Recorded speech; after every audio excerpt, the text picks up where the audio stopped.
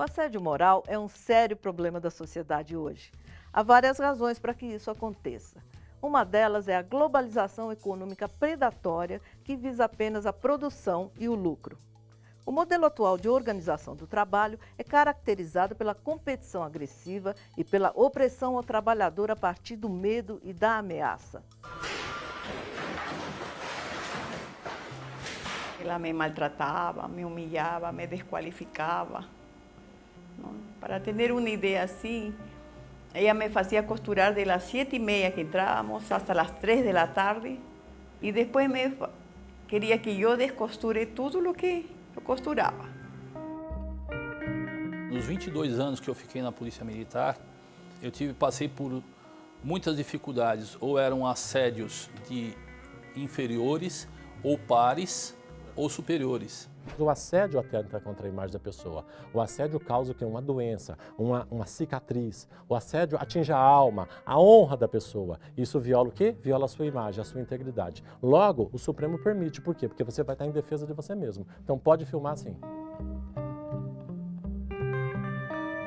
O fenômeno do assédio moral é tão antigo quanto o próprio trabalho. Sua classificação como prática ilícita e degradante é que é recente. O assédio moral é o tema do Bom para Todos, que começa agora.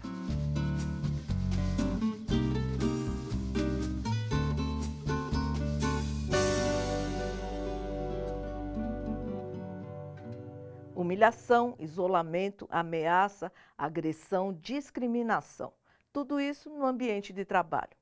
Esses sofrimentos são capazes de causar doenças físicas e psicológicas e até levar ao suicídio.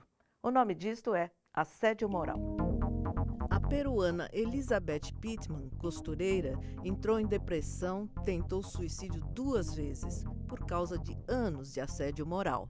Chegou uma encargada, amiga de um dos donos.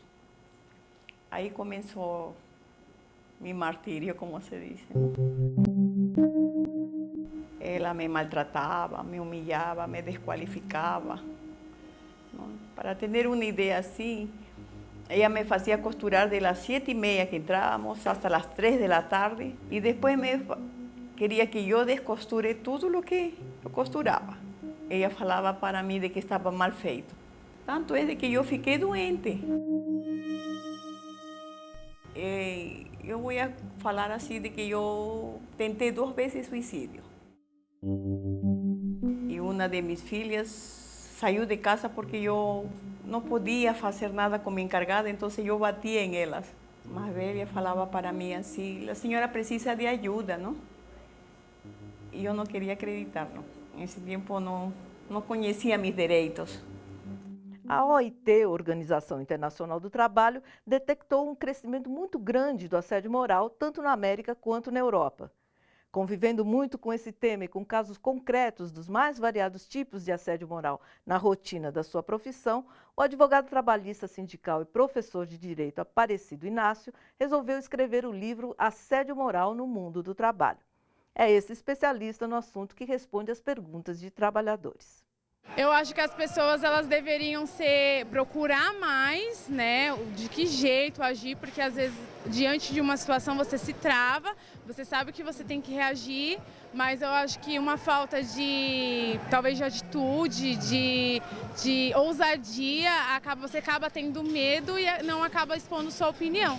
Daiane, sabe que o grande problema constatado por uma pesquisa feita por uma médica do trabalho, a professora Margarida Barreto, é que o assédio ele repercute de maneira diferente no homem e na mulher. Nas mulheres, o assédio atinge o lado mais sentimental, o lado mais emocional, e ela se condói, ela chora, vai para o canto. O homem não. O homem, ele quer muitas vezes até repercutir contra o agressor. Tá? Então, a mulher, nesse caso, vocês devem, primeiramente, procurar a unidade, a solidariedade. Ou seja, não enfrentar diretamente o agressor, mas procurar meios internos que possam fazer com que ele não se sobreponha mais contra vocês. Outra questão é que vocês devem procurar meios de defesa. O sindicato é um dos organismos importantes que você deve procurar, o sindicato, o Ministério Público do Trabalho, e não havendo solução, entra com processo contra um advogado, mas tomando aquela cautela de se cercar de provas. Quando a empresa não toma nenhuma ação e você decide por sair da empresa, o que você pode fazer em relação à empresa e à pessoa, ou se aos dois, ou se só a um, qual que é a ação que você pode tomar em cima disso? Em relação à empresa, ela pode entrar com ação trabalhista. É uma ação indenizatória pedindo que a justiça fixe uma indenização pela agressão, pela violência que ela sofreu. Agora, o problema não é esse, o problema é que ela tem que ter provas. Não basta ir na justiça simplesmente falar, eu fui agredido, o chefe me perseguia, eu sofri assédio. Tem que ter prova disso. A justiça vai fixar uma indenização se você conseguir provar. Contra o chefe não há o que fazer. Por quê? Porque ele estava trabalhando, a responsabilidade é da empresa. Aliás, é um alerta que eu faço para as empresas, para os empresários. O grande responsável pelo assédio no local de trabalho é a empresa, porque ela responde pelos atos dos seus agentes, dos seus prepostos. Logo, responde a empresa pelas consequências daquele ato que os seus prepostos causarem. Seja o chefe, seja um empregado, colega de serviço, ou seja até um empregado que assediou o chefe, que são várias as hipóteses de assédio. São diversas as formas de manifestação do assédio moral, sendo as seguintes as mais comuns. 1. Recusa de comunicação direta. O assediador só aceita se comunicar por bilhetes ou e-mail. 2. O trabalhador é colocado em local isolado com dificuldade de se comunicar com os demais colegas. 3. Perda de vantagens e postos já conquistados. 4. Impor condições e regras personalizadas, com sobrecarga ou até mesmo trabalho inútil. 5. Delegação de tarefas impossíveis de serem cumpridas ou que são desprezadas pelos demais. 6. Deixar o trabalhador ocioso. Sem função, ele se sente inútil e incompetente. 7. Trocas de horários ou turnos, sem que o trabalhador seja avisado. 8. Vigilância específica sobre o trabalhador. 9. Comentários de mau gosto quando o trabalhador falta ao serviço para ir ao médico. 10. Divulgação de boatos sobre a moral do trabalhador.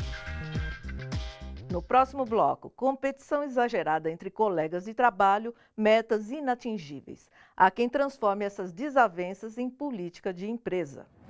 O assédio mais comum é contra a mulher. É por causa da agressão, essa coisa de o tratamento, esse terror pela demissão. Eu chamo de exploração do medo.